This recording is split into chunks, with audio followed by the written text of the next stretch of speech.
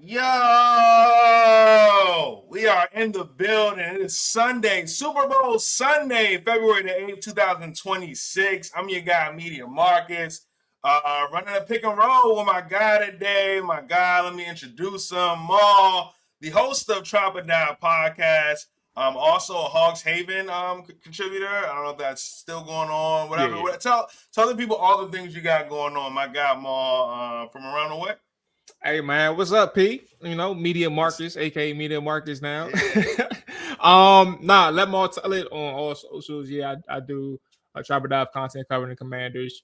Cover them for Hogs Haven too. It's the off season now, so I guess for those that's all into the off season things, it's free agency and draft content on the way. So, yeah, podcasts, all podcast platforms, YouTube, etc., all that good stuff. But yeah, what's up with you, P? Man, what's good, Maul? Maul is the first person when I got the idea. I was like, yo, I'm going to do more things than sports. I'm going to kind of like shift. I'm kind of going to build a brand outside of sports. And the first person I told this idea was Maul. I was like, Maul, I got to do some things some differently this time around. And you gave me some tips, some things that we're streaming on right now. So shout out to you. But Yes, yeah, we sir. got a lot of things to talk about, brother. We got a lot. And you know what, Maul is he's so well known that I work with a very local team now here in the community. And so some of the people I work with be asking me about like the Trap or Die or talk about it. And I'm like, yo, I All right, know the that's guy who crazy. runs that. Yeah. So I think one of my guys, Kenny, he mentioned, he was like, oh yeah, Maul has very good takes. He was like, one of the other guys, though, maybe not so I know. much. Because, yeah. I know who they talk about. Shout out to my dog AJ though, bro. He leave a sour taste in people's mouth when it comes to the Commanders, bro. But you know what's funny though? Most like 7 times or 6 times out of 10, he got a point. Oh yeah.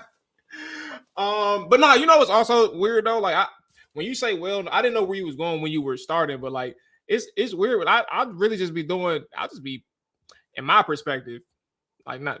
I just be podcasting, bro. I just I write and I get on the mic. But it is interesting though, just hearing like people do have like a lot of respect for a brand, and I think obviously with you too, P, like starting or like quote unquote restarting and rebranding yourself. At some point, you keep up the work. You doing this every day. Like even with I see you on Twitter with like the entertainment news coming out or like political news coming out. Like you own it. So like that sweat equity that we both put in for our respective product, it pays off. Yeah, absolutely, man. I love it. First, I just had to kind of get a rhythm. Right, I was like, let me make sure I can do this every day. Like, find a little schedule that goes. And NFL. We just talked about off season coming up. NFL season, like for me and you, we be working. It feels like nonstop. Sunday to Sunday is what I always call it. Like we're really locked in. But yeah, so I mean, no doubt, bro. Like I think one thing that it comes down to is that we just love it. Like I love like kind of turning this on and giving people the latest in news. I love when people tell me, "Oh, like bro, like I follow you to like tell me like what's going on out here." So no doubt. I got some more things coming as well. I'm thinking about like a newsletter and all of those things. But yeah, man, Yeah, just starting we got to from be something tough. fresh and keeping the sports things going. I'm retooling on Annie up, but keeping that going as well. And let's talk. Let's get into it, brother. Let's get into some football. It is Super Bowl Sunday, man. Super Bowl 60. As I'm thinking about 10 years ago, my Carolina Panthers took that L in Super Bowl 50, man. I won't forget that one. But it's 10 years later. I think I finally let it go because I saw some highlights yesterday and I didn't want to I'm about to say that's swerve. your mob, bro. It's always going. Yeah, You always going. It's going to sting, bro. It's yeah, going to sting, and you live to see it. Your mob was in the Super Bowl twice. yeah, You yeah. know, and Bum man.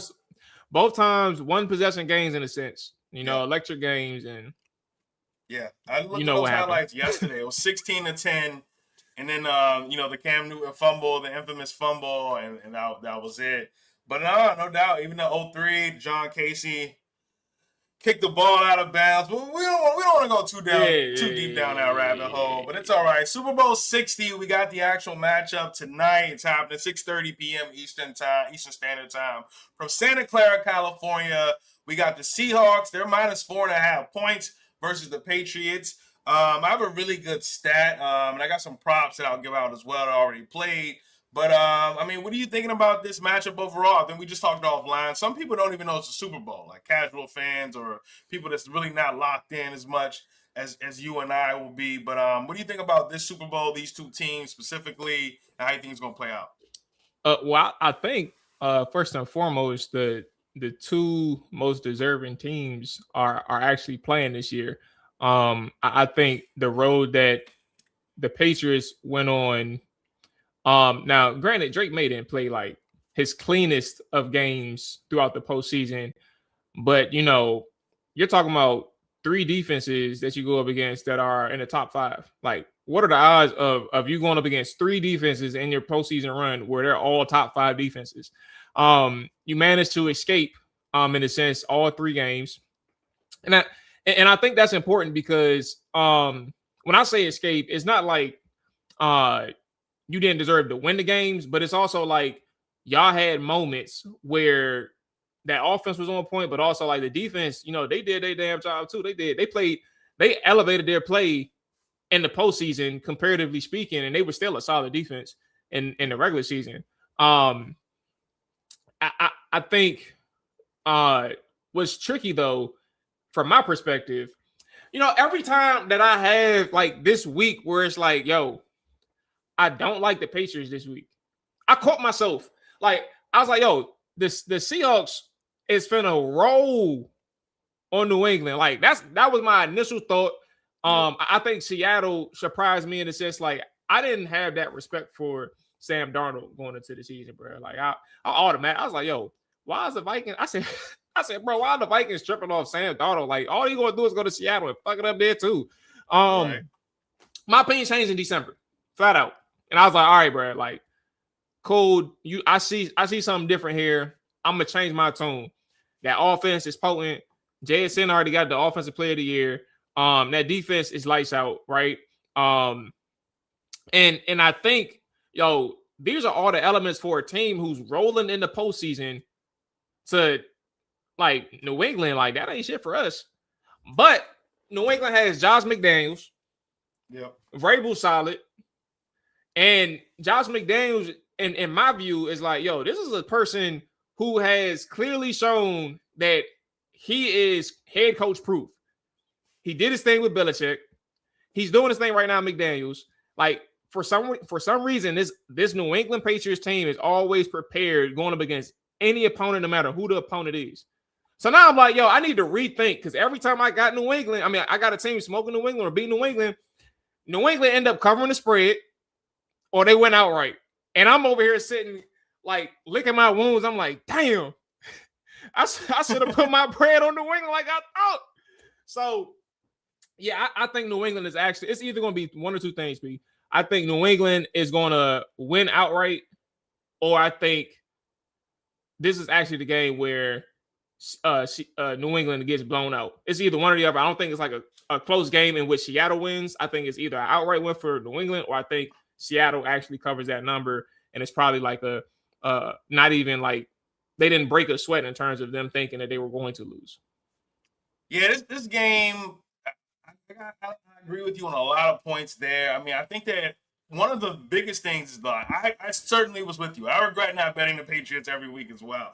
I mean, they went 13-6-1 against the spread this season, but you know who went 14-5? The only team better was the Seattle Seahawks. So, if you just roll those two teams all year, I mean, you're extremely profitable. But no, I mean, I think it definitely is going to come down to who does. You talk about Josh McDaniels, right? Like, as a coordinator, I've always seen one of the things that he does is he'll kind of have a trick play every now and then, right? Yeah. Am I good? Yeah, I'm here. I can hear you. Can you hear me? I can hear you. Okay, yeah, I'm good. Let me see. Hold on. Might be the breaking platform up a little on my end though, so okay. Could be me. Oh, you're back now. All right. So you was talking about Josh McDaniels though. Yeah, McDaniels. I mean, one of the things he does, and I'll talk about this, is probably a potential prop play, is he always has a trick play, right? Late in the third, early in the fourth. You on all those New England runs where he was the offensive coordinator, you will always see those, specifically in these really big playoff games, the conference finals and the Super Bowl. So I think even looking at a prop angle, you might want to take someone else to have a passing yard. Maybe it's a running back like Ramondre or Trevion. So I think that has some value. But overall, looking at this game, I definitely lean with the Patriots, and I might be betting them the plus 4.5. And I also might take the alternative line, the minus 5.5. I saw that as plus 350 for New England. Just like you said, I think so.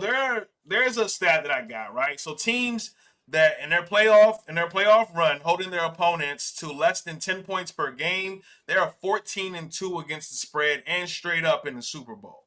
Right, so those are teams that are dominated on defense. We know that they played really good defensive teams, which you talked about, but also they've stepped up and been that defensive juggernaut as well.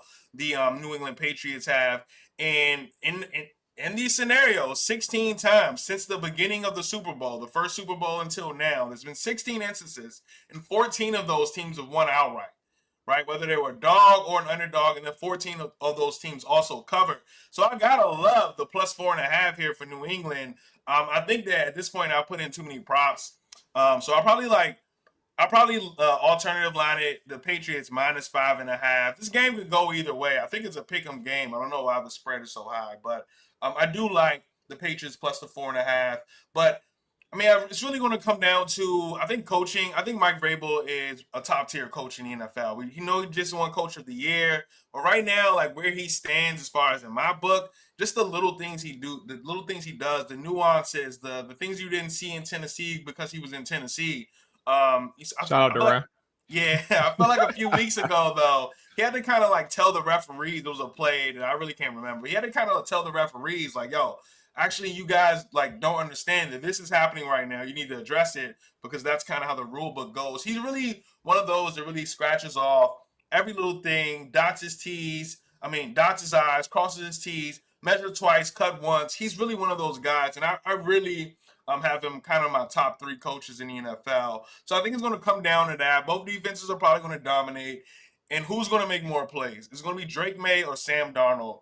I think Sam Darnold is more likely to turn into a pumpkin under Mike McDonald than Drake May is in this game under Vrabel with such experience. And who knows? He might even have to call up the old ball coach and Bill Belichick and be like, hey, if this happens, you don't think Belichick can take that call? I think he would.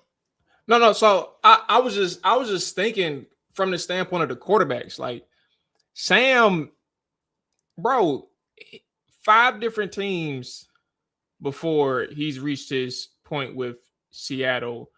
And I have like this feeling, like just in the back of my head, like this small percentage that I still think he's capable of throwing up on himself. Right. And I'm not saying that that's going to happen against New England, but at the same time, like Drake May has been the shaky one in the postseason. Sam Darnold has played pretty flawlessly. And it's like, of course, when you have 2 weeks to prepare for somebody, those tables could turn. Drake May is kind of the underdog from the sense of like there isn't that much on him out there. But like, can New England create enough pressure on Sam Darnold? Right? Can they get Sam Darnold off his mark? I think Seattle like has this way of like play action based things, and they have a strong Kenneth. Bruh, I swear to God, same thing. I didn't think that much of Kenneth Walker prior to the postseason. Like I thought he was good, but I'm like, yo, this dude tone and he explosive. His contact balance is crazy. Like he's breaking 1,000 tackles a game.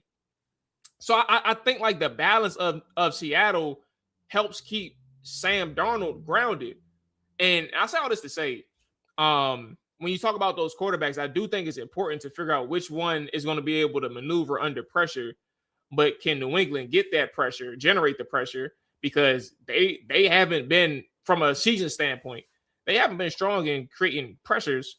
But like what about Drake May on the other end, where you got a team who can generate pressure with 4 or 5? Like, how does Drake May handle that? And I don't know what the answer is going to be. And that's also where the coaching element comes in. Josh McDaniels is super prepared. He's always he's always in that situation where he can coach somebody and talk them through like what to expect, or also even how to counter. Like he'll be 3 steps ahead at any moment. So that's kind of where it's like I don't know what the answer is. I don't know what it'll look like, but I do know like these quarterbacks, they're also layered in terms of protection with their defenses. If they do have a turnover, defense probably not going to give them no points, and if they do, it might be a field goal. So like all of these elements just comes down to turnovers and protecting the football and not fucking giving up points off of turnovers if it happens. Yeah, the turnovers definitely have to be limited for both teams. You cannot turn the ball over in the Super Bowl. That is going to be the detriment. So, like, it has to be about the protection of the football from all angles. If you got to throw the ball away and play the field position game, that should be no problem. That's exactly what they did in that Denver joint. Like, they just said we're gonna play field position. I was surprised so many times they didn't go for it. New England, right? He said, "Fuck it, we're gonna trust our defense." Exactly, and you might have to play that. I think both coaches probably will preach that, right? If we're in that situation, we're going to play that ball position game. But I think one of the things that may hinder, and obviously I'm backing the Patriots here. I think the Patriots are going to win tonight. But I think one of the things that may hinder Seattle is the fact that over the last almost a month and a half, they haven't played anyone but divisional opponents. They played the 49ers twice. Right. They played the Rams, I feel like, twice. And I feel like they played Carolina in one game in between that. They've only been playing divisional opponents. Someone you see, these teams that you see, 6 times out of the year. So I do think that it's going to be certainly an adjustment to see a team that you obviously plays in a different conference. You don't see very often. You got this guy McDaniels who has a very good history of winning in these games as a coordinator, as an offensive coordinator. He has a ton of history of winning Super Bowls as an offensive coordinator. He's back in that slide. I think with Vrabel as well, like I said, it's from a coaching perspective. But I did want to bring up that Seattle fact. What do you think about that? The fact that they've only really played divisional opponents over the past month and a half. I think it's a unique angle. Like a really good astute point from UP. It's different when you have a familiarity with an opponent, right? You can really exploit their weaknesses, and you can exploit them to the extent that like they just can't beat you in this like situation. Yeah. Or that you're super weak or exposed in this particular situation. So I think your opponents really well. I mean, shit, that last game, you talking about one of the best defenses in the NFL in the Seattle Seahawks, and it was a shootout. Rams in Seattle. So like that's important to know. Like when you go up against familiar opponents, you're not going to look the exact same as you would look across a 17-game slate plus 3 more in the playoffs. So a 20-game slate, if you were playing against your divisional opponents, it's going to look a little different. So I do think that's a really good angle. And for New England to be that different opponent or like the breath of fresh air in a sense for Seattle. Well, I don't know. Just a different look is probably the best way to say it. For them to be that different look for Seattle, I do think it's important to watch. And I do think like that can change things because it's something new. Didn't they play each other, I think, last year or was it this year? Played each other last I know they played. Yeah, they played each other. But if it wasn't with Sam Darnold, then it really don't matter. So yeah, I feel that. Yeah, I don't think it was this year. I think they did play each other last season though. Okay. Yeah, I'm looking now myself. Yeah, that was last year. Right, with Geno at the helm, man. Geno is god awful these days. and yet team still won them. Yeah, that was last year. They Seattle won on the road. That was a road game, yeah. Damn, they started 3-0 last year. But yeah, so I mean it's a really good point. But also in the same sense, now that I think about that, they did play each other. They got to understand of Mike McDonald's system. But again, different year, different players Vrabel involved. Wasn't the coach either last year, so yeah, there's a lot to that. But yeah, I mean at Super Bowl 60. So I mean, all right. So I'll get into some things. I already gave you guys a stat on that helps the Patriots, is in the Patriots' favor. teams that have held their playoff opponents to less than 10 points per game are 14-2 against the spread and straight up in the Super Bowl. So if you like the Patriots on the money line, I definitely would advise it. I'm thinking about playing the Patriots -5.5, plus 350 is what I saw earlier. But I got to shop that around and get the best numbers. So I did want to throw that stat out. That was the one that popped out to me this week. Some of the props that I played. So I played props already in the Super Bowl. And there are props that you can still play right now. The line hasn't moved too much. So I'm definitely happy to get that out. One of the things that I played, and this line has moved, was Kenneth Walker under 100.5 receiving and rushing yards. I think it dropped to like 98.5 now. Okay.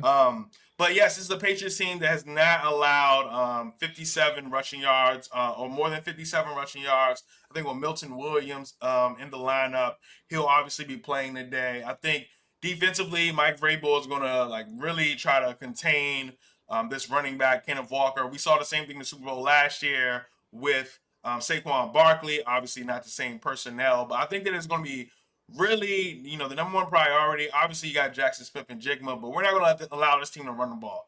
We're going to try to make them one-dimensional. So, under 100.5 receiving, rushing and receiving yards for Kenneth Walker. I played that. I think it's good that 98.5 under rushing and receiving yards. So that's already played. And then I also played Drake May to not throw an interception. So you can still get that at like plus 100. I saw at Bet365. Drake May to not throw an interception.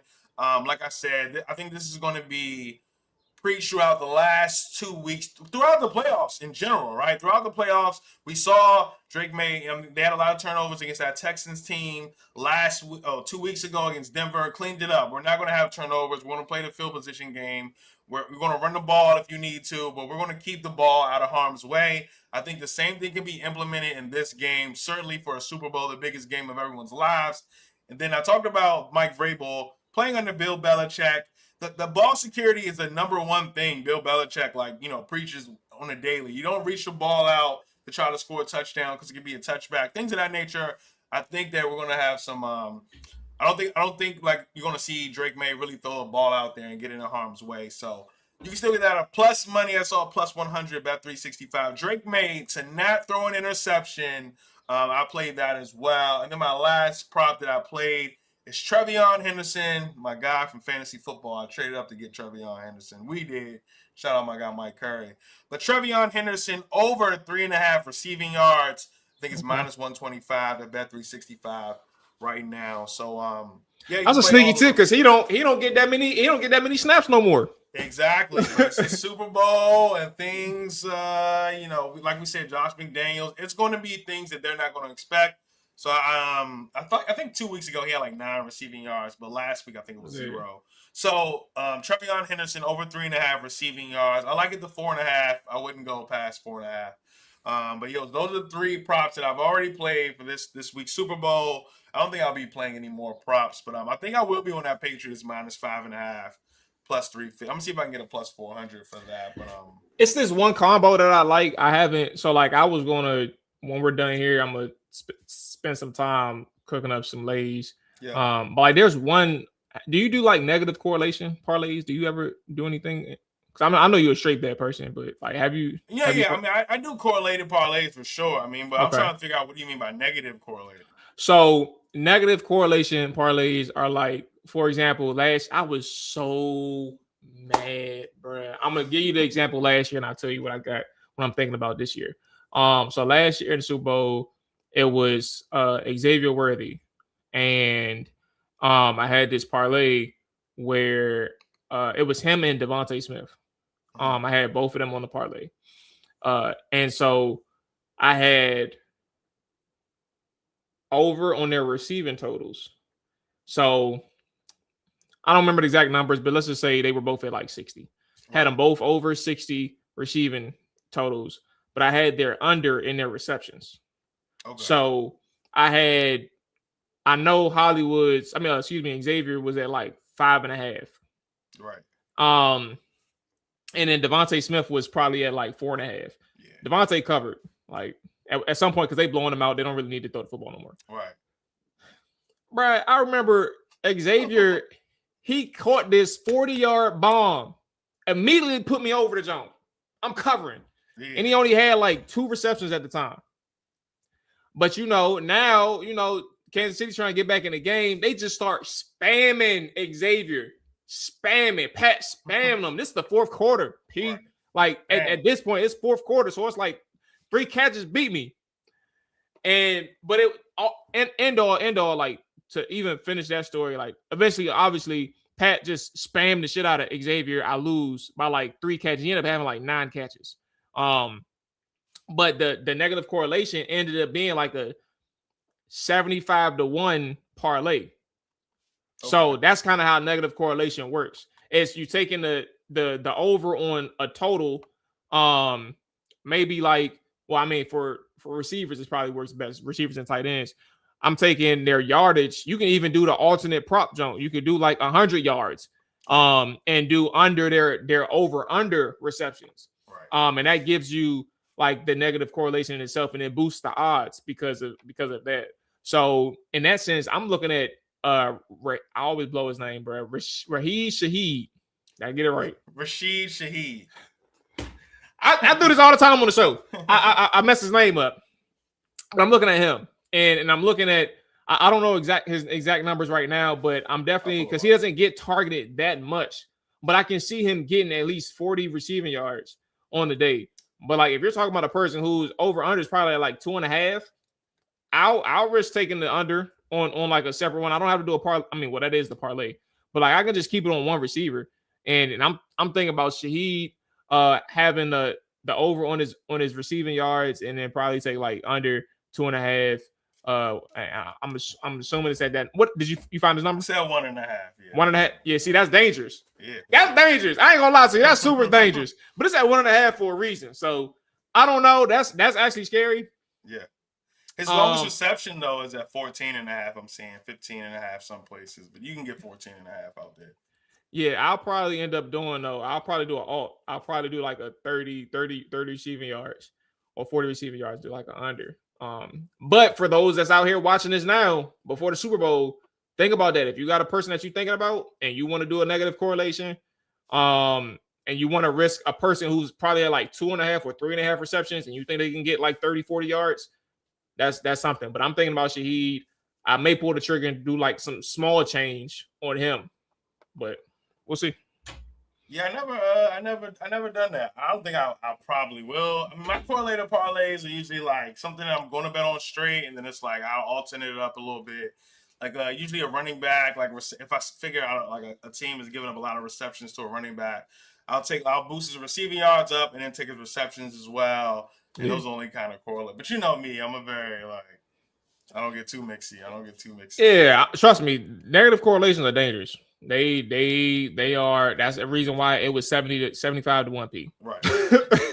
And I look good outside of that one. I was so sick, but yeah, they are dangerous, bro. For sure. All right. Before we move on and talk Commanders, I did want to point out I got Paris. Paris got props. He just mentioned Kobe Bryant, Coby Bryant, plus 8,200 today to score a touchdown. 2-8 Kobe GG Day in California. He's a defensive back for Seattle. Kobe Bryant, plus 8,200 to score a touchdown. Hey, Kobe, ain't he a cornerback? Yeah, that's what I'm saying. Plus 8,200 though. Like you never know. So he did throw that out there. I mean, I'm not disagreeing. I'm more so confused. I was like, I thought that counts as like just a defensive special team touchdown. You can actually call out like a defensive player. Yeah, you can actually get the actual one player to score the touchdown. At least in the Super Bowl, right? I don't know if it's like that for every game. Okay, all right. But yeah, let's get into some Commanders news, and then we'll talk the rest of some things in the NFL. Well, actually, right before then, before we get off the Super Bowl, I saw something. This is about Mike Vrabel. I'm probably going to put this out as soon as we get off it. Mike Vrabel, I saw this from the New York Post. They reported this, and where is it right now? I don't see it. Of course not, but I got it. So New York Post reported, and it was widely reported, but Patriots. So like Mike Vrabel, after like he tried to like implement it's a very long halftime for the Super Bowl. So Mike Vrabel tried to implement his team and try to show them like this is kind of how the Super Bowl goes. So as they're in practice on Friday, Mike Vrabel cuts practice. They blast Bad Bunny throughout the stadium. The guys are in there for halftime, a very long halftime, before they come back out and play. I heard they played some other things as well, but it was mostly Bad Bunny, like very loud throughout the stadium, trying to get themselves like simulate what it'll actually be today on Sunday for the Super Bowl. And what do you think about that, man? I think those are the little things I'm talking about with Mike Vrabel. Those are the little things. I mean, good luck, bro. I mean, because it's the last game. It's the last game, and I think like any edge that people think is going to be helpful, it is. But let me just ask you, P, just keep it above. Like, what other quirks or preparation methods have you heard of teams in the past doing, in previous Super Bowls that is significantly contributed to them, like turning up in the second half? Right? Like, Yeah. I don't think what he's doing there. I think it's a expendable amount of energy that you're going to use, like focusing on that. I mean, bro, do what you do. I mean, obviously it's an extended halftime, so I'm not going to just completely throw that to the wayside. But like, whatever, you've been in Super Bowls, Mike.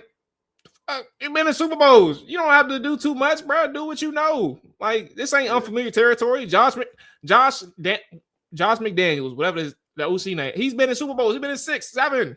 Like, that's actually, I didn't even mean to do that. But like, he's been in a few Super Bowls, bro. Like, y'all have experience. Get the shit together. So I don't really just win the game. If I'm a Patriots fan, just win the fucking game, bro. Right. Yeah, I mean, it's going to be a long halftime. And I almost forgot this, so I'm glad I brought it to Mike Vrabel. But the first play of the second half in the Super Bowl, you can bet this, to be a run play, and it's been a run play 21 out of the last 24 years. The first play of the second half in the Super Bowl as a run play is hit 21 out of the last 24 years in the Super Bowl. What's the odds? I haven't seen the odds yet on that. I haven't seen it. I just got that stat. I'm about to look. Right? Okay. Yeah. So see if you can find that, and I'll look as well. Well, actually, maybe I'll look as I'm trying to bring into the Commanders. So overall, we obviously know, like, you cover the Commanders. You're very in tune with them, step by step. We know what they were this time last year, and now looking to where they are this time, where they are this year, and how fans feel about it. I mean, just what are overall I guess a quick couple. If you could put maybe in one sentence your overall thoughts on this past season for the Commanders, what would it be? And then let's talk about some off-season things that they need. Okay, all right. The one sentence. I do one sentence takeaways after every game, so let's go ahead and try to get this done. I'm gonna just stick to what I have said. This may have probably been the worst season I've experienced since maybe 2013. Okay. That I don't know how else to spin it. And I guess from an elaborative standpoint, or elaborating on it, bro, P, your head coach remains in 2026, and he had to get rid of two coordinators. Your offense wasn't terrible, but they was bearing by injuries at the most important position. And then you didn't have your number one, and he's also old, but it's like you needed him.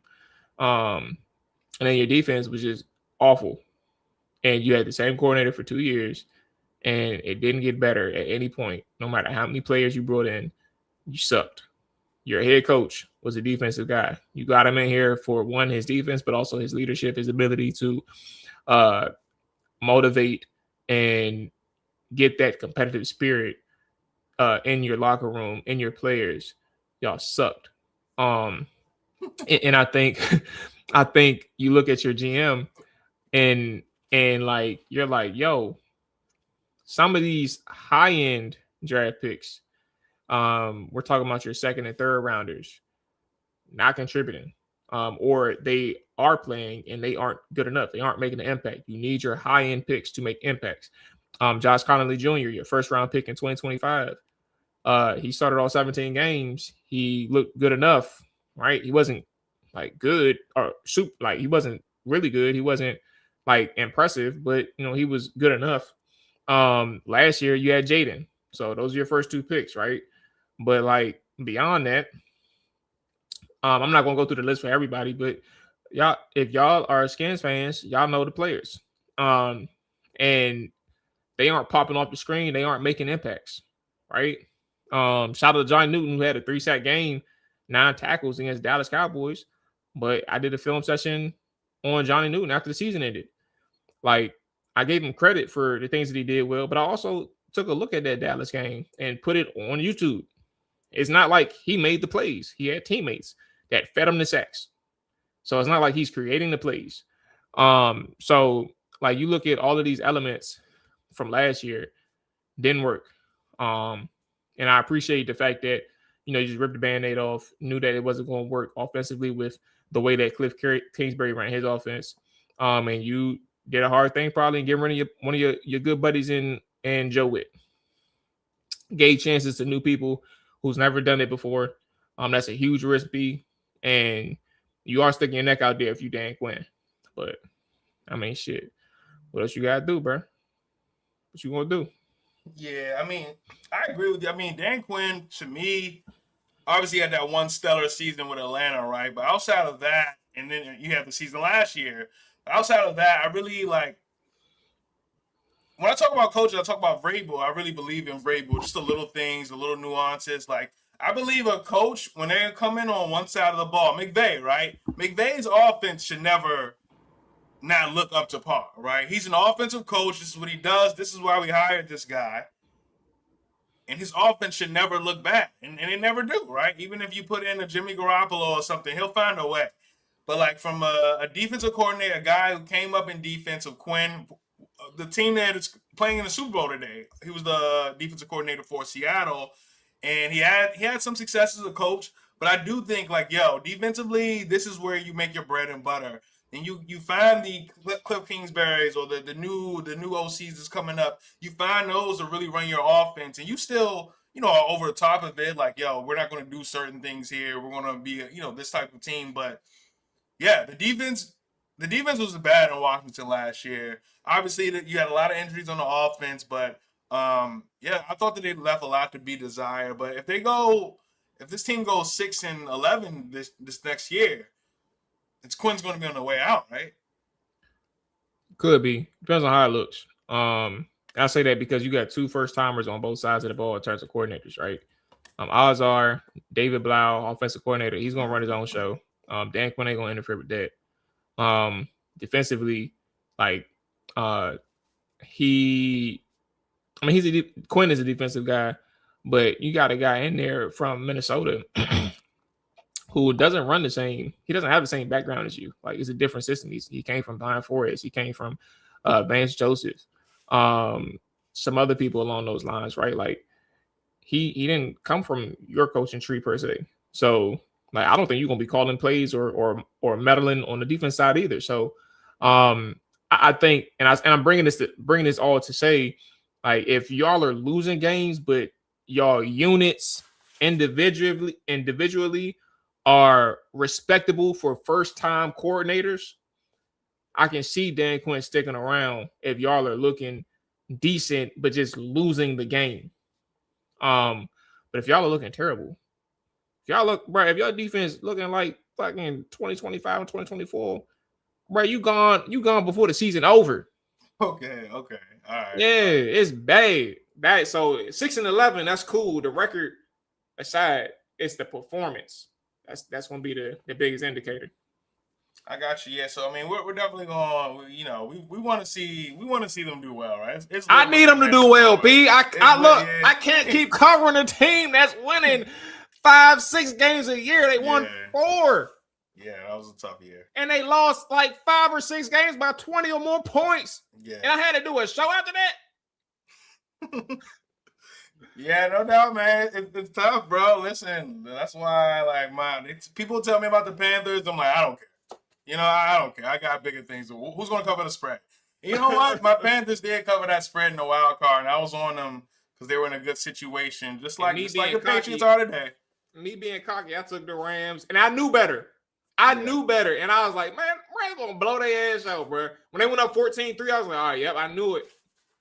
And Yeah, I had little a did I know. crazy. I just stick with my stats. I really don't know anything, guys. If you're out there listening, if you follow me for years, I really don't know anything. I just stick with You my know it. stats, You and know I enough, just try bro. my best. Yeah.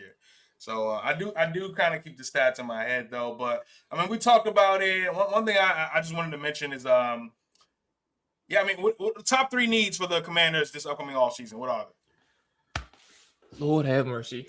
Edge rusher, linebacker, cornerback, safety, guard, tight end. These are all your top three needs. You need a receiver. People say they want Debo around. Hell no. Let him go somewhere else and flourish. I don't care if he flourishes.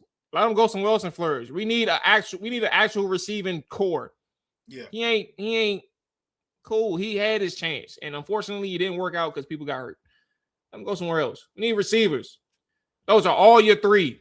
There we go. Those are the three. Those are the three. All right, last thing, Commanders. And then we're gonna get into some other NFL news, and then we could talk some of our favorite shows.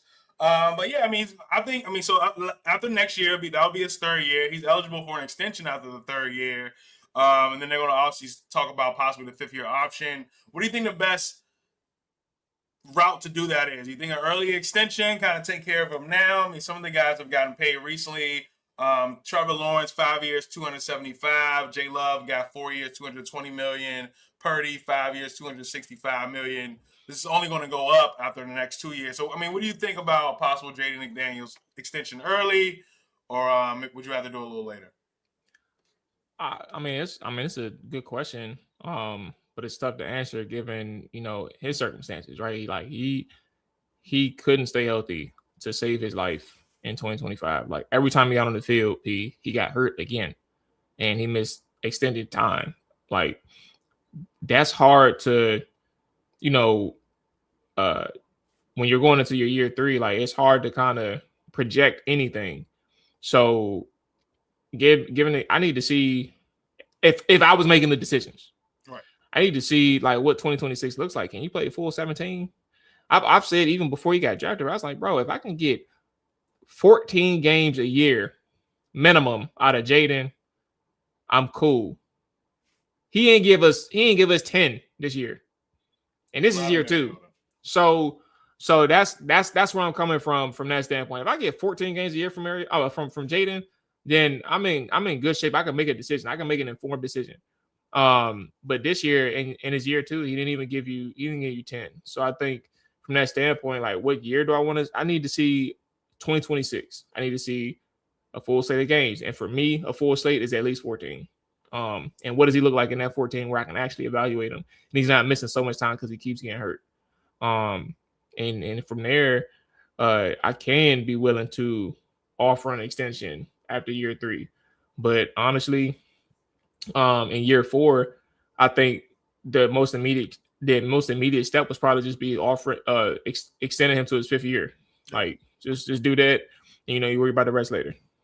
Yeah, I agree. I mean, definitely. I just thought about it because when I play Madden, I'd be like, "Oh, once that third, I gotta re-sign the quarterback," and or you gotta make a decision. So no doubt. I mean, the first year was obviously phenomenal. Like you're not even thinking. You're just like, "Whoa!"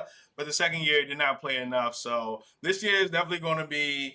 I wouldn't say pivotal for his future. And obviously, we just want to see him get out there and play well. It is a big deal, though. I just want people to know that, like, it's a big deal, bro. You need to see. Like as much as you like Jaden, if you can't trust him as far as you can see him in terms of injuries, bro, like you gotta be real with yourself. Like, of course you don't have to cut him or nothing like that, but just like understand like what you may or may not get from Jaden moving forward. Right. Gotta be real, bro. Gotta have those real conversations. All right, that's Commanders. Let's get into some news around the NFL, and this one is also around the WNBA. So Falcons defensive end. James Pierce Jr., after his rookie season, 10.5 sacks his rookie season, he was arrested Saturday in Florida on charges including 2 counts of aggravated battery with a deadly weapon, aggravated stalking, and fleeing, eluding the police. We saw videos, a lot of policemen taking him down. He was in a public relationship with WNBA star Rakia Jackson. I believe they've broken up, but this is the person that they allege this has happened to. But what do you think about this? I mean, James Pierce Jr. after a really stellar rookie season and now in the headlines for all the wrong things. What's her name? Rakia Jackson. Rakia Jackson, yeah. Yeah, I mean, I feel bad for her. I hope that she's good. I don't know exactly like if she's hurt or I'm sure you probably traumatized because like apparently she was on her way to the police station if they weren't already there. So like, and allegedly he rammed into her car. So he, again allegedly. But I hope she good.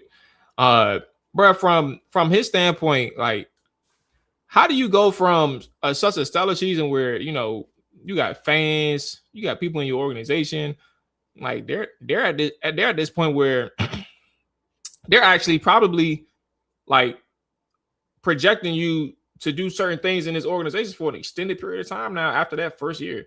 And from what I understand, and maybe people who are Atlanta fans can correct me if I'm wrong, he stayed out of trouble during the season. So you telling me you let something get to an extent with a lady friend, your girlfriend, your ex, now to where you felt like you had to crash out to this extent and put your future on the line? Like, I think if there was like there is no situation in the world, P, where somebody is given the opportunity that James Pierce has been given, and you let a relationship, you let your anger, your fear,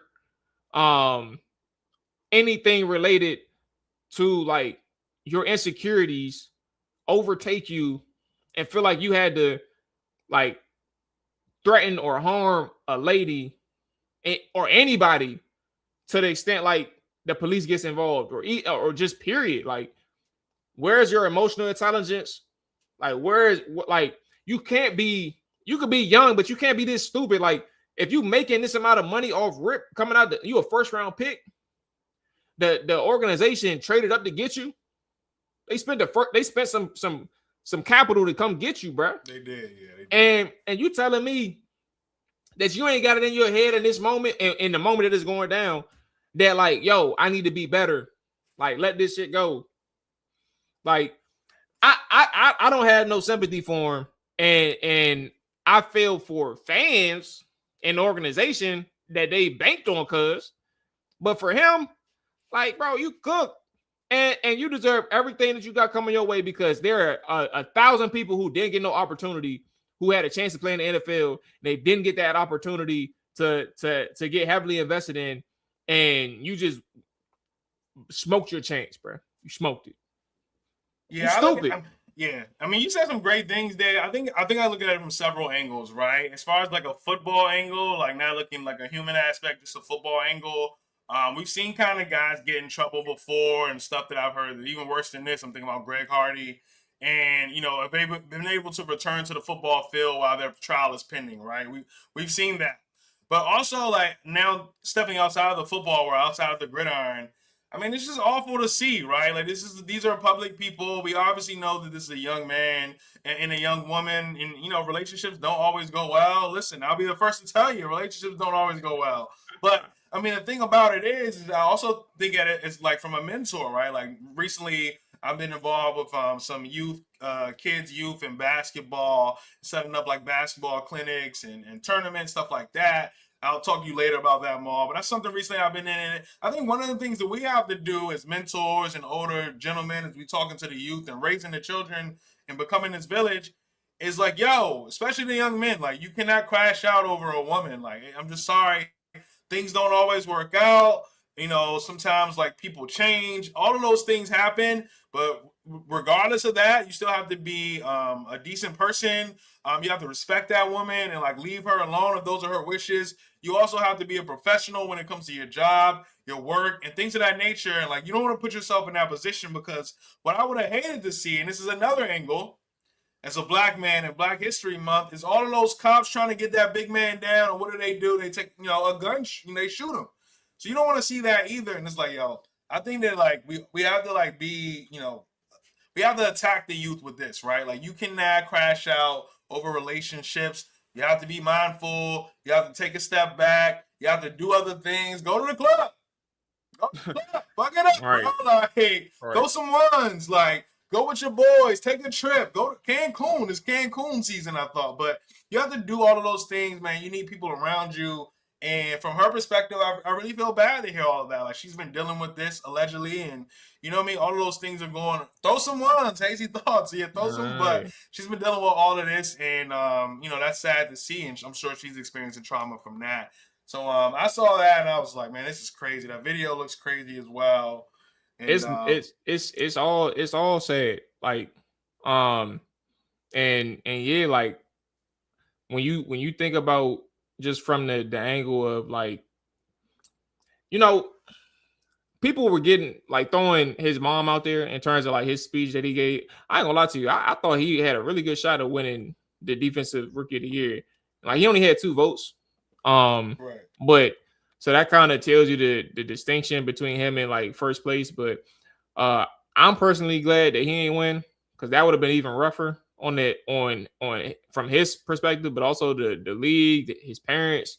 Like his mom gave a speech apparently during the award ceremony or something like that, and like people are throwing her speech in her face like Yeah. via social media. I'm like, yo, like you never people get from an angle of like the parents or like family members who know this person. Like I'm sure at some point in time in people's lives, and even to at 32 years old, like our parents or our loved ones don't know every single aspect about us.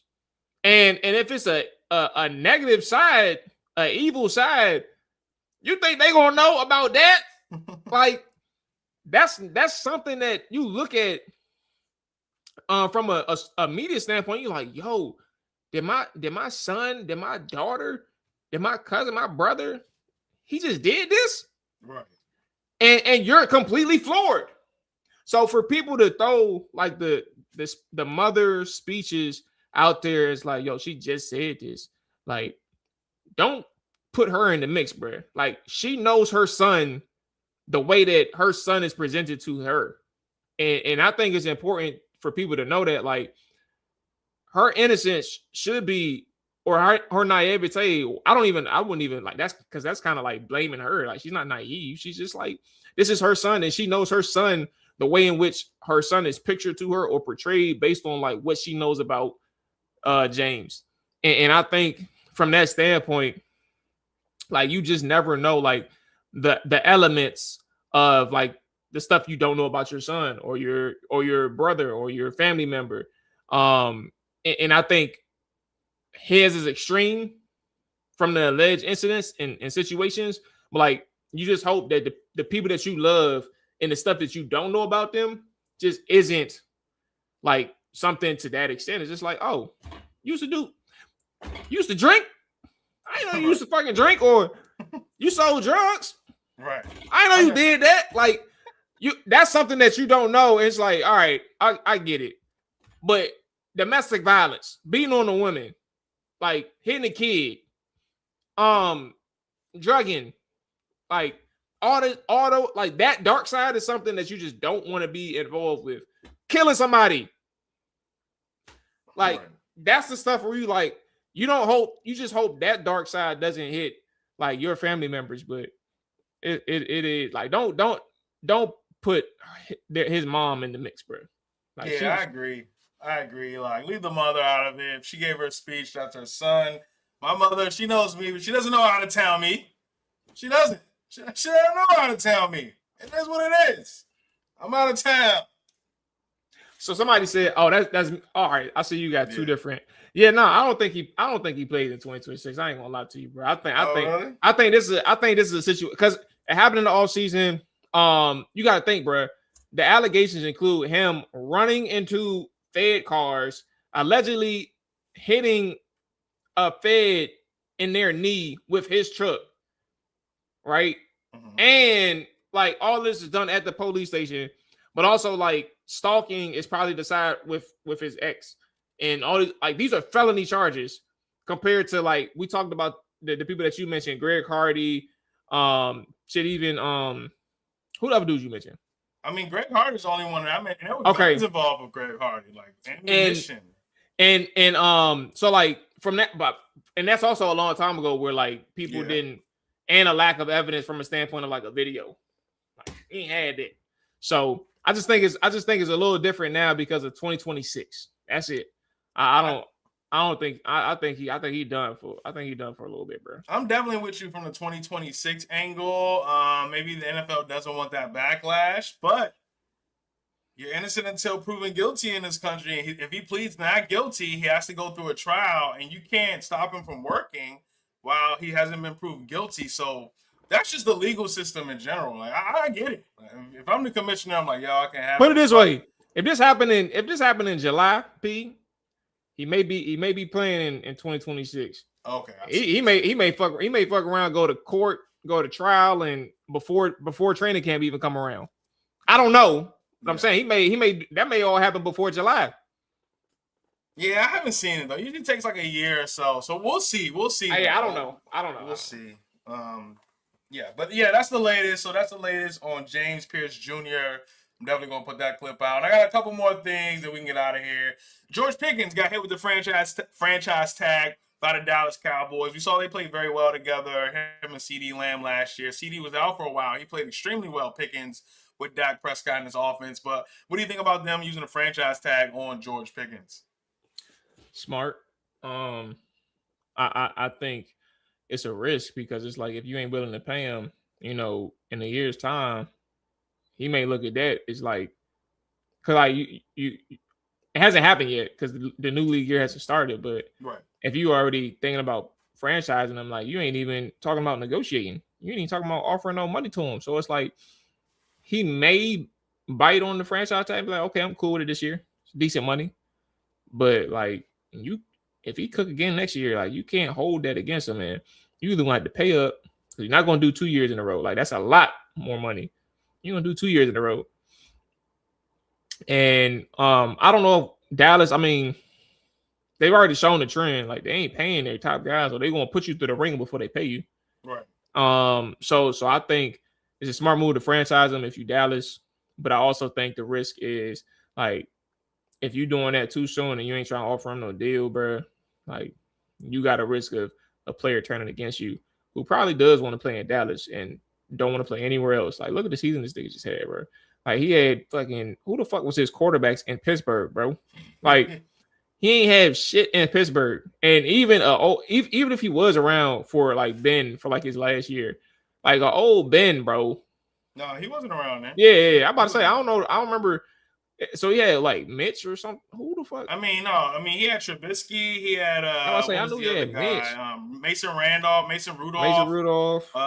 He had who the fuck was last year? Exactly. Kenny Pickett. He had at one point. Oh Lord. I think. Like, yeah, it's better than Dallas. I mean, it's better than Pittsburgh. So it's like you think about your opportunities. It's like your opportunity in Dallas to perform and step up, especially when you have another dog opposite side of you and CeeDee Lamb, bro.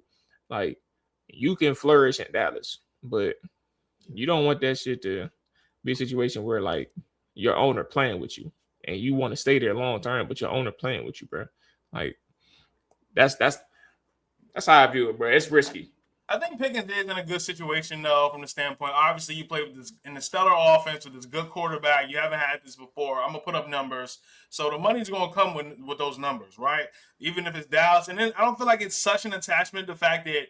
I feel like when Jerry does this with these guys that he drafted, like Michael Parsons and the Zekes of the world and the Dax, a lot of feelings are involved because, Jerry preaches like, oh, you guys are like my kids and I love you guys and all of that. And George Pickens is like, yo, I came from Pittsburgh. I'm here. Let's do our thing. Franchise, cool. Next year, we'll see. And if not, I'm out the door because I'm going to put up stats. So I don't think it's I feel like it'd be a little emotional involved with the Cowboys and their negotiations. Well, I mean, that's what when you got Jerry Jones as your GM. Shout out to all the Cowboys fans. Hazy thoughts. You got one on your in your group, bro. Yeah. But I ain't gonna fuck with Mook like that, bro. Shout out to Mook, but Jerry Jones, man. He gonna do that, man. And I feel bad for fans who are sick and tired of Jerry Jones being their GM. you know, I'm not really too sad. Keep on failing. For sure. Last thing I had with football, Derek Carr. Derek Oh my Carr is goodness. talking about a comeback. He's talking about possibly unretiring in a right situation. Where's Jordan? He will pull right up Derek Carr. He's all about it. You know what? I got to go on a little mini rant. Please, no, Derek Carr, stay where you are. I love the NFL so much better when there are no cars involved. No Derek, no David, no DJs. I don't need to see no DJ cars out there either, man. The NFL is so much better when I do not have to worry about a car as a quarterback in the NFL. But what are your thoughts on Derek Carr possibly making a return? Man, where is Jordan at? Why she ain't on the show, bro? This has to be bad news for Jordan. Yeah, well, look, let me tell you something. I told her, I think it was at your cookout, bro. I said, bro, Derek Carr is gonna be the worst thing that comes to the New Orleans Saints, bro. Like, it's nothing. I'm not even going to go down that path. Derek Carr needs to stay on the couch. He needs to go ahead and enjoy his family. Like, enjoy the money that he got from the NFL. He got a lot of money in the NFL to do absolutely nothing. And the one time that he had a really good shot that I have no negative things to say about him was 2016. He broke his leg though and missed the playoffs. And I forgot who they quarterback was in that postseason because he got hurt. That was the one year Amari Cooper, Latavius Murray, Derek Carr was doing their thing, and I respect that. But we talking about a person who. I mean, of course, there's some QB needy teams out there, but this is a quarterback who just really put it this way. I will never see, even if they do start off strong, whatever team he goes on, I will never see a Sam Darnold season in Seattle as I would for a Derek Carr. Wouldn't see it. Can't see it. So stay on the couch, bro. We don't need it. Stay home, brother. Stay home. Do a podcast. I mean, do a podcast, bro. Where your brother at? Stream. Do something. Derek and David. Don't do that for fantasy football players either. Having people on their team with you, like, come on, bro. Come on. All right, so that's it for the NFL. I want to talk some things in the entertainment world. So, Powerbook Force just ended, concluded. Tommy, only 3 seasons, but I think they did very good in at least the last 2 seasons for sure. At least to sum it up. And we see him linking with Tariq going forward. I mean, what do you think? What did you think about the ending of Force and going forward with Tariq St. Patrick? Yeah, bro, I think this last season of Force was their best season yet. Like, I was thoroughly entertained from every episode. Like, it's one of the ones where it's like, with Power, sometimes it can kind of get watered down. I'm not really geeking on a Friday to watch them. I'd wake up on a Saturday or a Sunday and watch the episode, right? Mm-hmm. But this one, I'm like, yo, I'm waking up at whatever time I wake up on a Friday. I'm waking up, I'm like, yo, let me go ahead and clock in. Oh, well, I'm trying to remember. I was furloughed. So I was like, yo, I know I wasn't in the office. Right. I was at home watching this shit. So I'm like, yo, let me go ahead and clock in and see what's going on at 6 a.m. And I think for Force, bro, like the way they kind of close some storylines and wrap things up was really good. I think Tommy is in a situation where, going into the I don't know the title of the new show that they're doing. Power Legacy. Okay. Going into Legacy, I think that, his moment where like the big brother between what's the 2 brothers? That was in CBI. Oh, Jannard and Diamond. All right, thank you. So, like, I think the situation between Jannard and Diamond, where Tommy was, in his predicament, I think it wasn't that easy on. I don't think it was that easy on Tommy, and I think like every single avenue that he went, he had a problem. And Jannard was kind of the ringleader behind it, leader behind it. But at the end, like when you see people go back in their old ways, Jannard found his way back on the heron. Diamond found his way back on the bottle, right? You can see you can see Diamond like just falling back into his old ways, the way he's being rash, irrational, but also like some of his plugs, like the prison lady, his plug for the prison, like gonna kill Shorty and she know you moving different, bro. Like, but that's the liquor talking. Like you can see the bottle right there in the situation, and like he killing people off. I say all that to say though, I think if all things being equal and Jannard wasn't in Diamond ear, like you probably have a situation where Tommy and Diamond are still together and Diamond don't get killed because he over here protecting his brother, his fucking dope fiend brother. So and he maybe not be on the bottle. But I also think like moving forward, you know, Tariq and Tommy reconnecting is good for Power because you know, you're merging both worlds back together, but like you still have some enemies out there. Right. And like Jannard being alive, it reminds me of like BMF. What's dude who's on the dope, bro? Big Swole dude, bro, yeah, came back. Yeah, he got shot.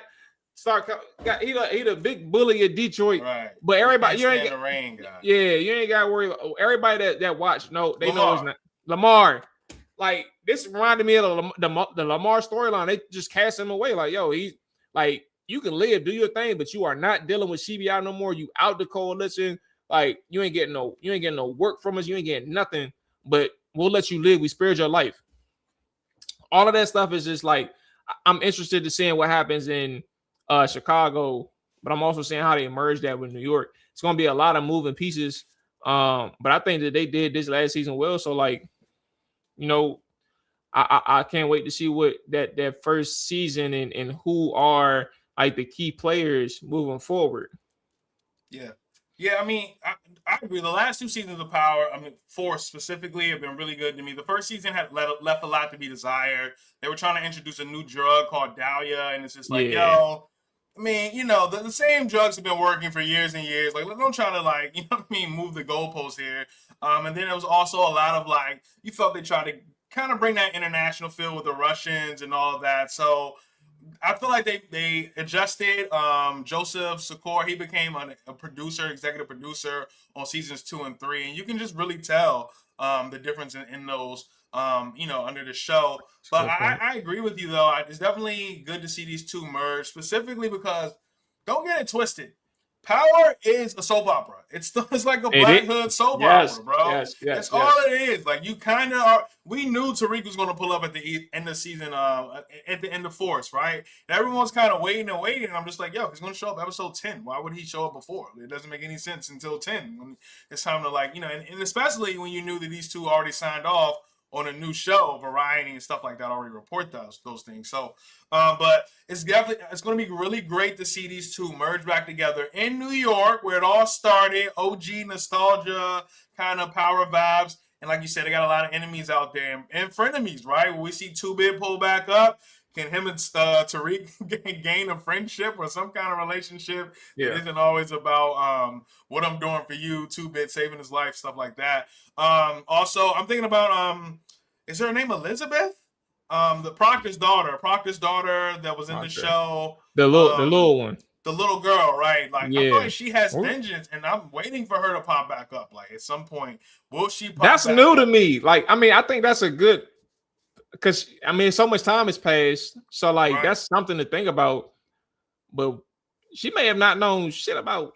Right, but maybe, like she found out after time, because they had his Proctor's like cousins and stuff were like, you know, kind of mommish, right? Like they weren't like some, you know, like pussies. Like they was like some well-known people. And if you see her get older, I think her name is Marie, Saint Marie, something like that. But see her getting older. That's a good one. Right, coming back for vengeance. Even Cash, right? Lala play her son. I'm sure he has some feelings about Tariq, right? Like that can't be a healthy relationship. Yeah. All of that stuff is, I mean, because even with that, like, who's still around in the Tejada family? Right. Payne, Diana. I think she's gonna boss up eventually, Diana. Yeah, like people are going their own lanes. They're finding things to do in that sense, but like there's blind spots everywhere. I don't have like theories yet. Like personally, I can't think that far ahead. So like when you brought up those two, I was like, all right, cool, I get that. But I think there's blind spots for both Tariq and Tommy, but I also think like the blind spots exist in the worlds that they weren't a part of. So Tommy going to New York and whatever business he has out there, like however they lay it out, like the blind spots can exist obviously when he goes back to New York, and then like if Tariq is finding his way in Chicago and doing business with Gerard's ex-girl, like whatever they do out there, if he has business to do in Chicago, like I think it's gonna be it's blind spots everywhere. So I don't know, man. It's interesting. I can't wait to see like how they frame it or how they start to shape it up. Matter of fact, yeah, when does it come out? Because I know they started filming already. I mean, it's going to be a while. I don't even know if they're shooting yet. If they are, they're going to keep it under wraps. They're not going to tell people. So. Yeah.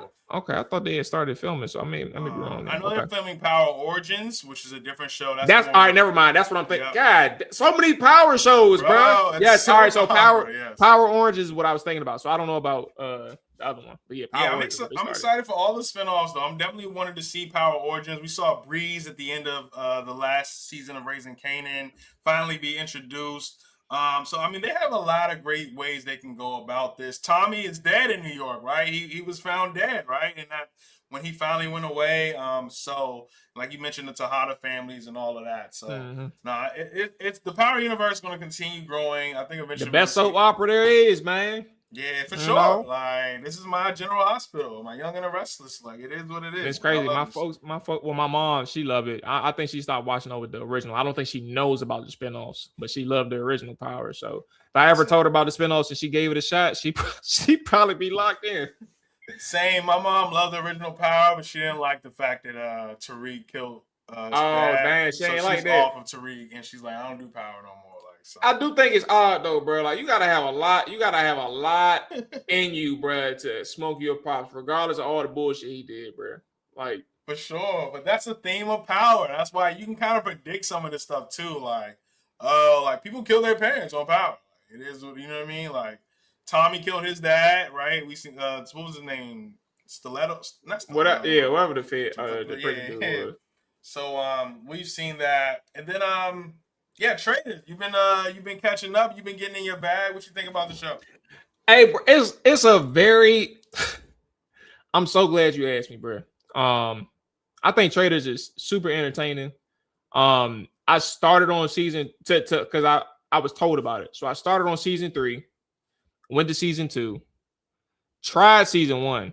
I ain't fuck with season 1. Yeah, season 1 it's a tough one. There's nobody famous on there really. I think that's probably what it was. It wasn't like no draws. For me, like I didn't have anything that's pulling me into season 1, so I just said, you know what, bro, I'm off that. I'm gonna just watch some bullshit in the meantime. That's why I ain't tell you the bullshit I watched. So I was watching some bullshit until I said till you hit me up. I was like, you know what, let me just start season 4. Right. So I'm at like I'm at like episode 5 of Traders, okay. season 4. But here's my thing, P. Like there's this trend every year or every season, but the overall theme is it's like out of like 12, 13 players, something like that. Probably like 2 of them who are sharp. Like what we call sharps in our, it's like 2 or 3 of them that are actually sharp. Everybody else is dumb as shit. Like they super dumb, and it's agitating to see it play out on TV. And I think the reason why people I call them like just flat out dumb is like you take like the slightest clues or the slightest things that can be nothing. Because you don't know anything about these people. Y'all just meet them. Yeah. And you say, you know, when I took my blindfolds off, I seen you blink 2 times with your left eye and you exhaled. And I saw your smile for the first time. And you don't usually smile. I never seen you smile. And y'all been there for 5 hours. Right. Like all these things. And then people be like, yeah. Really? Yeah. And I think like those trends are just dangerous. Like I would love to be on the game like Traders. I would love that. I don't know if I had now I believe in myself. I can be a trader. But for the long term, I feel like I'm the type of person where it's like, yo, when the walls close in, I'm gonna be like Shorty on season 2 who just ain't have no more answers to fight for herself. I forgot the name. She was a housewife. And it's like you don't have. Sometimes you just have nothing else to say. It's like either you believe me or you don't. It's down to like 5 people. Is it Phaedra you're talking about? Phaedra, yes. It's like you don't have. It's like 5 or 6 of us left. Like, what else do I got to say? Either you believe I'm a traitor or you believe I'm a faithful. So it's like I don't have. What I'm gonna do? I'm gonna throw a best friend under the bus. Like, that's gonna be hard if you really got feelings, like genuine feelings for the people that's around you, and y'all played this game for so long. I ain't gonna throw him under the bus. He a faithful. I know he a faithful. So I'm the only traitor left. But all that to say, bro, I love the show.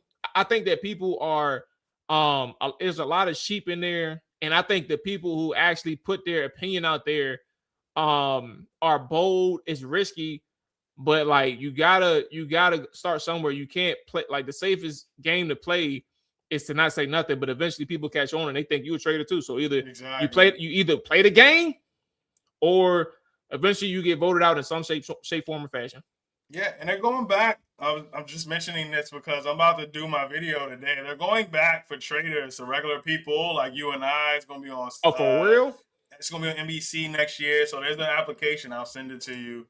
And you signed up? I'm signing up, bro. I'm doing a video. Hey, bro, I swear to AP. If you all right, send it. If you signing up, bro, or if you going for it, I'm gonna sign up. Bro, I'm going for that and Big Brother 28. I'm doing that as well. Yeah. Give me on traders. But yeah, I'm trying to go to Scotland, bro. No doubt. So I'm gonna send you the application. I'm definitely applying. I want to see if I can make some small. I think for me though, I mean, obviously I love the show. I do a review every week, but it asks in the application, would you rather be a traitor or a faithful? I think I'm fine with either way. I think what really matters, and you're like a few episodes away to catching up, but you'll see who's really taking the lead in this thing. And I think what it's really about for me is like I have to go in the mind state of like I'm an actor. Like no matter if I'm a faithful or a traitor, I'm going to act as a faithful every single day. And if I am a traitor, in my heart of hearts, I have to tell myself I'm a faithful. I got to make myself believe it. Like I gotta psych myself out. So that would be my strategy. The main thing, and the reason why I mentioned that, like when it comes down to like 4 or 5 people, if you're a traitor, it gets dangerous. It's like you got to think too. At some point, like they say you supposed to ride with your traitors, until the end, but yeah. At some point, bro, like when the heat get on too, people are too smart. Like when it comes down to like those last 5 or 6, they're too smart to know like there's a traitor that exists if you make it to this point and people are still getting killed. Right. Like you're gonna have to throw somebody under the bus, and at that point, it's traitor versus traitor. If it don't start early in the show, it's gonna be in the middle of the show. If it don't start in the middle of the show, towards the end, it's gonna be traitor versus traitor. And like I think those are the most dangerous aspects. And like I would love to be a faithful. I think I'm probably more vigilant. I'm an observant person by nature too. Like when I'm outside, I don't really. When I'm in my friend circle, I'm chatty patty type shit. I'm social energy, like all that stuff. But like when it's environments I don't know, especially an environment like that, yeah, that's probably the best situation for me to be a faithful. Like let me go ahead, let me weed them out. You talking a little too much. Like let me see what you talking about. Yeah, same. I would be like, I will certainly be the calm, cool. I guess as you start to know people a little more, like you're in the house for days and days and days, and a week, and turn into 2 weeks, half a month, and you're like, and we watch the challenge too, P. So like it's a slight little with the challenges. It's a slight little mix of some type of competitive thing. Like everything ain't physical, but you know, you get a little mix of the challenge in there. You get what I'm saying? And season 2 to end, how did you love the end of season 2? Because I love the end of season 2. I thought it was a little fucked up. I ain't gonna lie to you, but I respected it because it's like if I don't trust anybody outside of these, like my other friend, I get it. I don't blame them for that, but I think all the signs should have shown you that she wasn't a traitor. Right. Y'all ain't had to ask her out like that. Like that's fucked up. Some people are very mad that they asked her out like that. They were bringing in, the color thing aspect, all of that.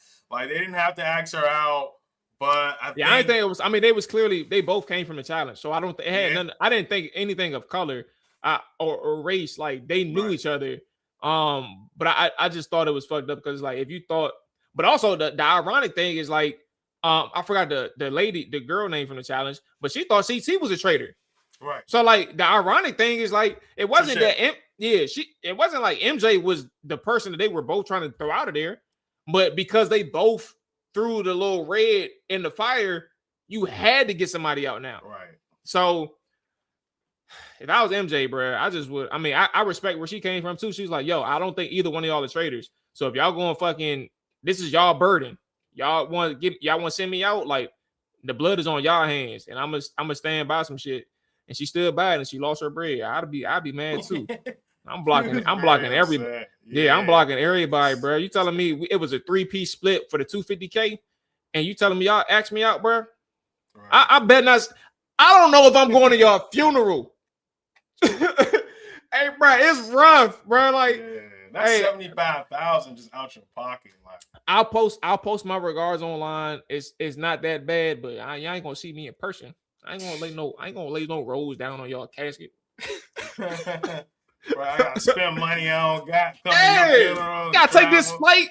No, absolutely not. Absolutely not, man. All right, man. That's it, brother. That's all I got, man. We was gonna talk some J. Cole, but we really ain't even get that deep into it yet. So, I appreciate you pulling up, brother. I was talking to Jimmy, so I'm trying to have Jimmy on more. We were talking about watching some classic like challenge seasons and reviewing it. So, we'll maybe have you on for a few of those episodes or whatever. And I think we were mentioning Rivals 1, The Ruins. And then Total Madness as well. We were throwing it out. So I think I go back to like 09. I don't remember the name. Yeah, but 09. I remember some of the episodes. Like we are like those the infamous jumps where people made their names. The CT and West. That's when they really made their names back then. So that's fun. Let me know something. Yeah, no doubt. I'll definitely let you know, brother. But I appreciate you pulling up, man. I appreciate everybody for tuning in, listening. I'll probably be back tonight because I got more stuff is gonna happen in the news. But I'll put this Media out Marcus, now. man, handling your business. Marcus. Yeah. But we'll put out some of this content and stuff now. And it was a good talk, brother. Already. All right, see you soon, man. I know your dog trying to get the walk on or something. Hey, yeah, she better be asleep. I know that much. I'm about to go ahead and pour me up another cup water. You hear me? All right, bro. All right, brother.